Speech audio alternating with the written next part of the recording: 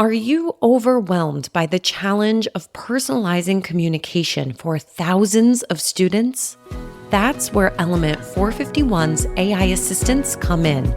From nudging prospective students to guiding those already on their journey, AI assistants don't just automate. They write, build, and optimize every step of your digital campaigns. Discover how at element451.com/AI team.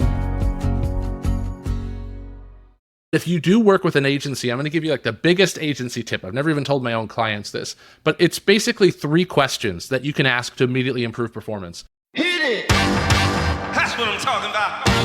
Wait! Okay, now, from the beginning. Hit it, boys. Welcome to Higher Ed Pulse, your Monday morning energizer covering insights and trends in higher ed marketing and enrollment.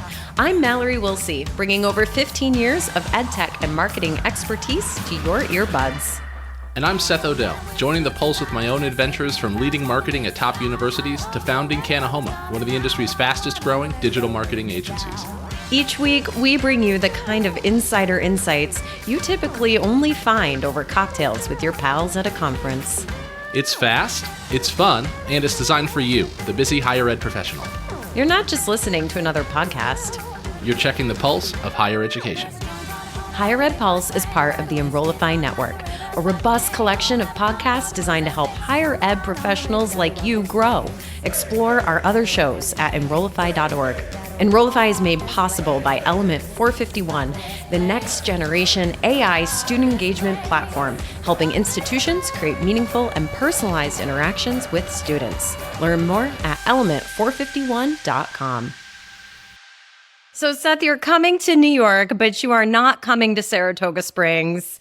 What the heck? I know, it's true. I'm flying red-eye tonight into the city, doing a couple days there with Lauren, and then we are heading to the Catskills for a 3-day mindful leadership retreat for couples. So 3 days of Zazen meditation and holotropic breathwork and nature immersion and cold exposure and all that woo-woo that I love. And I'm dragging Lauren along with me for the first time. So I'm really excited. We're going to be up in the Catskills for a few days. It's going to be great. I was going to ask if it was your first time bringing Lauren, because I know you've done a ton of these, but always solo. Has she ever done anything like this, but without you? No, she has not. And she's done her own, she had like a spa retreat thing that's like a little bit like this, but pretty different once. But otherwise, no, it took some convincing. So that's why we got, I got a couple days in Manhattan with some shopping and some our couple time first. There you go. That was the incentive I needed to get her to agree to come for the trip. Well, if you need any Broadway recommendations, you know the resident expert over here. Absolutely the person to turn to for any of that. I totally agree. So if I need that, you're the first person I'm going to call. And I can't wait to see all the shopping that happens. Manhattan is so good for that. And I feel like if I were in Lauren's shoes, that's exactly how you would have convinced me to go on this trip too. So it totally worked. It. Well, originally I was like, well, we'll just fly into Jersey. We'll head up into the Catskills, which is like, whoa. How about we fly into New York? But 3 days early. And I was like, okay, if that's how we want to do it. So yeah, I'm looking forward to it. It's going to be a great trip. Not looking forward to the red eye. I think I've aged out of red eyes, but we're going to find out if I still have it in me. So jury's out. They are rough. They are rough stuff, but you're going to be fine. You're going to be so excited about the trip. It's going to be great. That's so exciting. Well, I hope I will at least feel your presence once you hit the state of New York, even if... Totally. Exactly. All right. Well, today, folks, we are going to talk about the fall. Here we are. It's the middle of September. School has started, right? We're in full swing. It's probably been a few weeks. And I suspect some of our listeners, Seth, are sitting on campus and taking a look at their total enrollment numbers for fall and saying, oh crap, we didn't hit the numbers we were supposed to. And you've got some good insight, I'm sure, into this with your clients. What's the temperature out there? Yeah, I'll tell you, the temperature really varies by institutions. There are still some incredible institutions that are out there that are growing year over year. and are showing great growth. And so for those folks, we had 3 of our clients had historical highs for fall, which is great. So it's still possible. But for a lot of folks, yeah, fall was particularly sobering. And hey, we're in a mature market. There's less students graduating high school. We all talk about the demographic cliff all the time. On top of that, we had FAFSA, a lot of issues this year. And so, if you are part of an institution that woke up and missed your fall, you're not alone. It's definitely a time of year where I think for a lot of folks, it's been a challenge.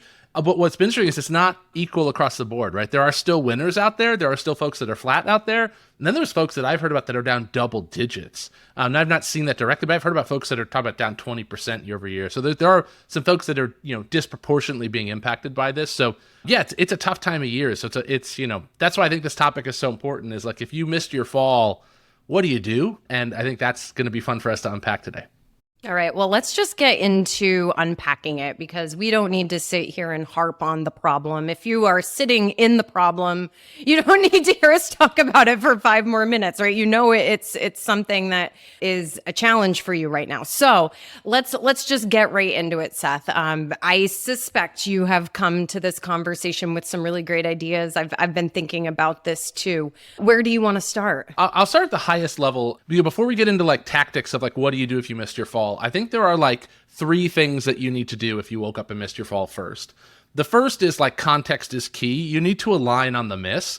And so like, what do you mean you missed your fall? Did you miss your budget? Did you miss your plan? Or did you miss year over year? All misses are not equal. And so the first is like defining what it means to miss your fall. Normally it means to miss your budget.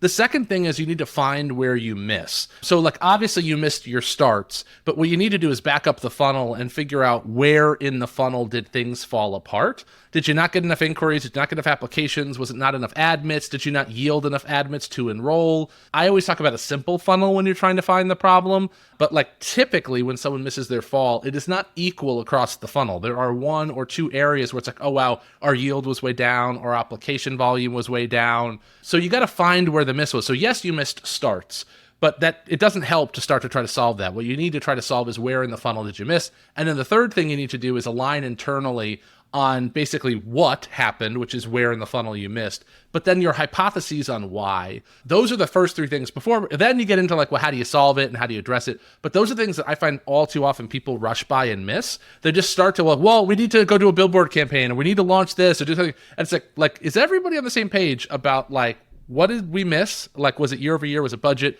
Where did we miss in the funnel? And we aligned on at least a number of hypotheses on why we think that may have occurred. So that's my first out of the gate is like alignment is the number 1 thing. Alignment before action, if that makes sense. We are aligned in that you need alignment. Love that. All right. Thanks. Yes. Yeah. I think a SWOT analysis can be a really helpful framework for something like this. And I think it's important to really involve the full team in the conversation, right? It's really easy to maybe leave this conversation at the highest levels when the reality is the people who are closest to doing the work often have really important insights into taking that hard look at why goals were missed, right? And you spoke to this, like, was it a failure in the outreach? Was it the messaging?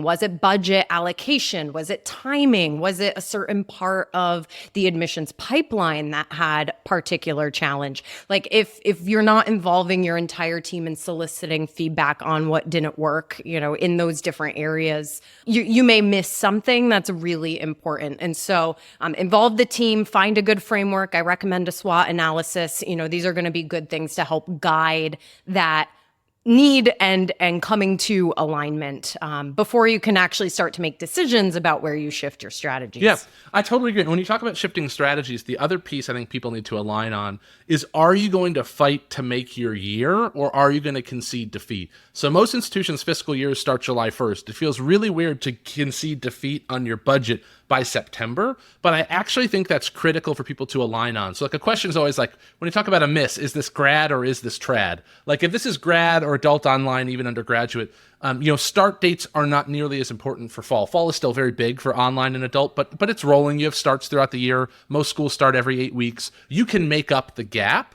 If you are a traditional institution, you're talking about missing your undergrad fall, the reality is there's no scenario where your strong spring transfer campaign is going to make up for this, because even if you make up the students you missed, you lost a semester of tuition. So you need twice as many students in the spring to make up for the students you missed in the fall. So you would need a monstrous transfer campaign. So like, you got to align on that piece too, because it's like, are we trying to still make the year, which is very different short-term strategies, or is it like we need to right the ship? The phrase that I heard that I always loved was like, can we call the bottom? Like, can we call the bottom and say next fall is going to be better, we're on our way back up, or not? So that'd be the thing. And then once you get into that, there's a lot of things you can do. So I think that's what we're going to unpack in a minute, right? Like, I mean, obviously everyone's funnel is different. If you missed, the problem may be unique to you or your institution. But I do think that there are a lot of strategies and tactics that generally work for most folks. So I'm ready to share if you are. We can kind of like rattle off some stuff. Let's go right into it. All right. Do you want to start? What do you got? What's your advice for folks that missed their fall? Well, let's take it by some of those different populations, because I think you're right. Like, once you've pinpointed where the challenge has occurred, right, your strategies and tactics are going to be kind of dependent on traditional, graduate, non-traditional, et cetera. So let's think about those traditional students first, right? Maybe you can re-engage your pipeline. Like, missing the goal doesn't necessarily mean that the window has closed, and maybe there are prospects who are still in the pipeline, maybe that you deferred, who have been indecisive. And some personalized outreach can go a really long way. I mean, this is where you probably have to hit the pavement and pick up the phone and really do some student outreach. And one lever that you may have available to you to pull is around financial aid. And so exploring some ways to make those last minute aid packages maybe even more attractive to that undecided student. Even those small, like, targeted grants can really nudge somebody towards committing. Yeah, I love that. Those are really strong. I think your comment about like figuring out the folks that didn't convert, one is like, did they go somewhere else? Which is such a great question, right?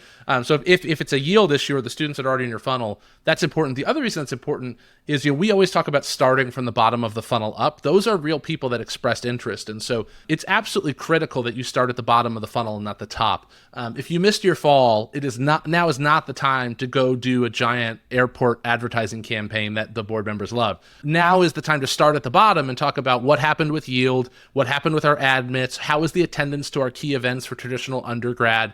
Those are all critical. And then on the adult and online side in particular, the thing you want to talk about is velocity. And so you want to talk about how quickly people are moving through the funnel. So I know we've talked about this once before in a previous episode, but the fastest way to make an impact is to actually compress the timeline of your funnel. So for at least adult or online and grad, let's say it takes students an average of 90 days to convert from inquiry to enrollment. If over the course of the next year, you can shorten that from 90 to 60 days through improved nurture and better outreach, you can pull forward 30 days of revenue that would have hit next year and have it hit this year. And so that can be upwards of an 8% bump for a lot of folks in a one-time benefit.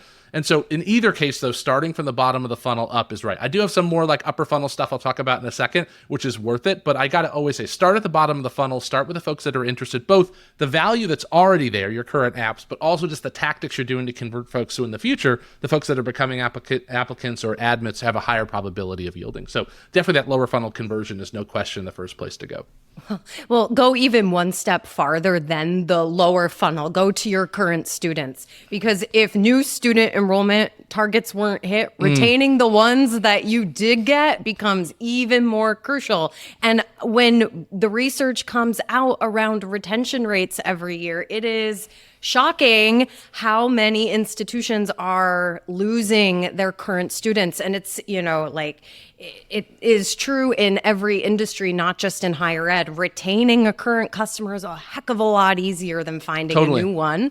And that goes for students too. So investing in the retention programs, enhancing student support, academic advising, the key areas around student engagement on campus is going to help you reduce that future attrition. Great and call. if you missed your fall, you can't just focus on bringing in the new students. You absolutely got to shore up keeping the ones that you've got.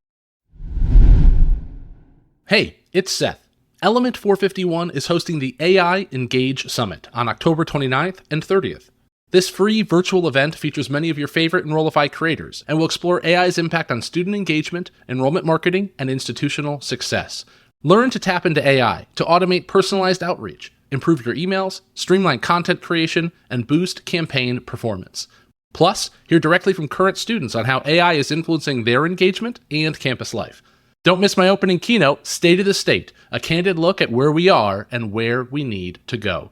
The AI Engage Summit is your guide to understanding and applying AI at your school. Registration is free. Visit element451.com to save your spot. Now, back to the show. That's a great call. We have a couple clients right now that unfortunately are experiencing growth year over year for an undergrad freshman, but that their overall retention is down. And so like total revenue is still down for the institution, even though like, oh, well, marketing enrollment, we're doing great, we're up. It's like, that's great, but the institution is still struggling. And so like, then the same problems still come up. People are still asking about marketing budgets and what do we do? And like, yeah, the reality is retention at the end of the day is going to have the best impact of all. So I love that call out.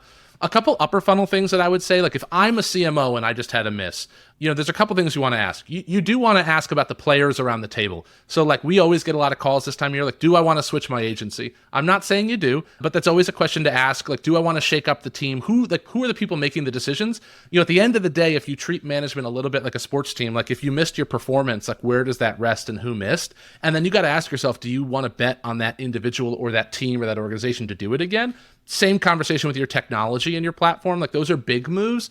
Those moves don't always benefit you shortly out of the gate. Changing your agency, you often overlap, you have costs. Changing tech, you know better than me, super expensive. But you got to ask, is this the time to make big moves? The other one that I would do for sure is look at increasing my working dollars. So working dollars is the percentage of your budget that goes out to media. And so I would say, okay, what is your fixed budget for all marketing for the year, your team, for media, for your agencies? And then I would say, what percentage of that budget is actually going out to like media and digital marketing? And then how do I increase that? Can I allocate freelance budget to that? If somebody leaves, can I not backfill a position for 3 months? One of the best things that you can ask for as a CMO is to ask to access your churn. So one of the things you want to ask your CFO is, what is your budgeted churn rate? Which means that a lot of CFOs will say, oh, your budget is, let's say, $1 million for staff, but they won't actually budget for that. They might actually budget for like 975 or 950 because they know that there's always open positions across an organization. So they might apply a 3 or 5% churn to their personnel budget. What I've asked in my past is, can I access my churn? And typically I've been told, as long as you come in at budget, we don't care how you apply it. And so if somebody left and position was open for 2 months, I would do the math and say, looks like I can go get $10,000. I want that money. I'm going to go move that over to media. And so like a lot of this is a budget game. Can you just deploy more capital doing the things that work? So those are a few of the immediate ones that come to mind for me if I was a CMO. Nice. Well, I think that you brought up technology. And so I got to follow that thread a little bit. Yeah. You won't be surprised to hear me say that. I do believe that a robust and modern CRM is going to be the backbone of everything that happens. And the key piece of technology that's going to allow an institution to deliver what needs to be a very integrated and smooth process from the first communication all the way through commitment and that student coming onto campus. So, when you're asking students to like essentially take a leap of faith with not a lot of reassurance that their experience will be totally streamlined and supportive, and if they are experiencing moments of frustration throughout that key year when they are choosing to enroll at your institution, that is already starting to set them up to think that, well, if the experience is this bad now, what is it going to look like later? And so while a major shift in technology might not have an impact or probably won't have an impact on this fall's class, certainly it can have an impact in preventing these issues from happening again and again and again. Yeah. And that, a modern and AI powered CRM is going to help you segment out the students. And so if you have one of those, right, that can be a really great source for data gathering so that you can go and accomplish a lot of the recommendations that we have already talked about. Yeah, I love that. And I think it's so important. Some of those things have long timelines, and it's just critical to understand that, like, are we playing a short game or a long game? And hopefully your leadership want a long game, because oftentimes it's the moves that we make in a down year that make the next year like really drive growth versus like delaying the inevitable difficult decisions. And so that's, as a CMO, I think it's gonna be a question for everybody. One of the other ones I would call out is like, there's two. One is just refresh your creative. Typically when you launch a new creative campaign, we will see a lift of 10% or more just by having fresh creative in market. So even if it's a refresh, meaning using your existing assets, you're not doing a new production, like it is worth investing the efforts on that. But if you do work with an agency, I'm going to give you like the biggest agency tip. I've never even told my own clients this, but it's basically 3 questions that you can ask to immediately improve performance. You first ask to your agency, if I was going to cut your budget by 10%, what are the things that you would absolutely not touch? Meaning, if I cut your budget by 10%, what would you not change? Oh, I'm definitely not giving up branded paid search. I'm not going to give up this campaign that's local. Okay, if I was going to cut your budget by 10%, what would you immediately cut? Oh, I'd cut that out-of-state expansion strategy. Maybe we'd shut off that TikTok campaign that never really drove leads. Okay, what if instead of cutting your budget by 10%, I asked you to stop doing those things and doing the others? And it's like, I want to take 10% of the worst performing marketing efforts and apply that funds to the 10% that is performing the best. It is like a super simple way to push your agency that oftentimes there's a desire to have a lot of levers, which you want to have. So we want to try all sorts of different things. But if you just shut off the 10% worst performing activities that you have and deploy those funds across the 10% that are providing the highest value and the highest yield, you can immediately see better results. That almost always means more money in paid search, more money in your own backyard, less superfluous fringe channels. And in almost all cases, that's a positive thing to have a more focused marketing strategy going into a more difficult year. Yeah. And within that marketing strategy, I would recommend that if you have not emphasized outcomes, that now is the time. If you are looking to engage some students very quickly, like it's framing the value of the education. A lot of times students and parents even are making decisions based on some subconscious factors, and they can't always express to us in like a survey why they're making the decisions that they're making. And so that could be why, like, oh, these marketing messages that have always worked in the past, well, they didn't work this year. And why is that? Exactly. Like, it can be very puzzling. And there can be some psychology behind why that happened. And oftentimes, like, a switch to more pragmatic outcomes, can be really impactful. Yeah, I love that. And what it brought up for me, though, throughout is I spot on. I totally agree with that. The only nervousness for me is that type of conversation I often hear from non-marketers too. And so probably my biggest final advice for us, because I know we're getting close to time, is if you missed your fall, get ahead of the conversation and don't let others dictate it. Because what you just shared, Mallory, is so spot on, but it's also nuanced. And it's like, if you're a marketer, you get it. But like, respectfully, if you're maybe in finance or academics or another area that you're not a marketer, that's almost like a dangerous half conversation to have. And it's like really quickly, like the question is, who's got the wheel?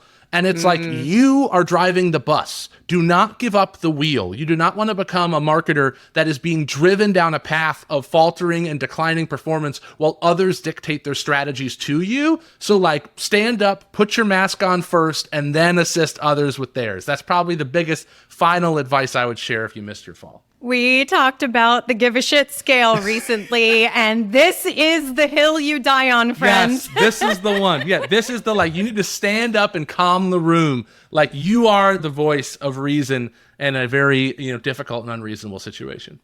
And my very last piece of advice here is do not forget about the well-being and support for your team. Because if you are a CMO listening to this, or a VP of enrollment management, after a challenging recruitment cycle, missing goals can lead to burnout. And so I just want to remind everyone, right? Let's ensure that our teams are equipped with the resources and the support that they need to recharge and move forward positively. And if we can avoid burnout, we all win. Yeah. Love that. All right. Well, friends, we are suddenly at the end of another episode. And I have to say, tomorrow is a big day for Enrollify. It You're like, is. why? It is. AFC, after further consideration, the hit Pulse Check series from earlier this year is now launching into a full podcast. It is Enrollify's very first DEI-focused podcast. And Dr. Cody Nielsen and Dr. Tamika Ferguson are at the wheel. They are inviting experienced change leaders from within and outside higher ed into conversations that are focused on responsive leadership, addressing crises on campus, navigating institutional shifts, and fostering sustainable change, all through the lens of equity and inclusion.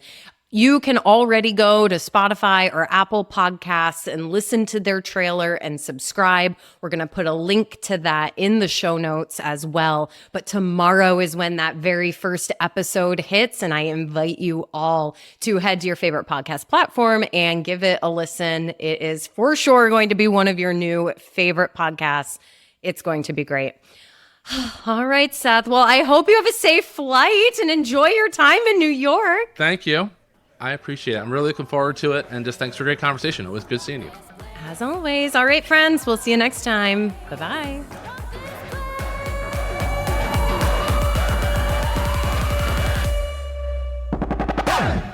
The Higher Ed Pulse is part of the Enrollify Podcast Network. If you like this podcast, chances are you'll like other Enrollify shows too.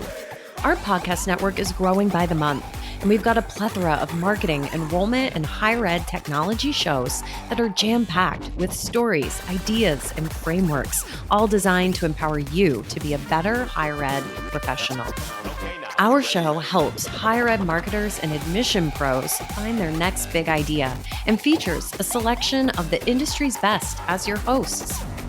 Learn from Brian Gross, Eddie Francis, Jenny Lee Fowler, and so many of your favorite leaders in higher ed. Enrollify is made possible by Element 451, the next generation AI student engagement platform, helping institutions create meaningful and personalized interactions with students. Learn more at element451.com.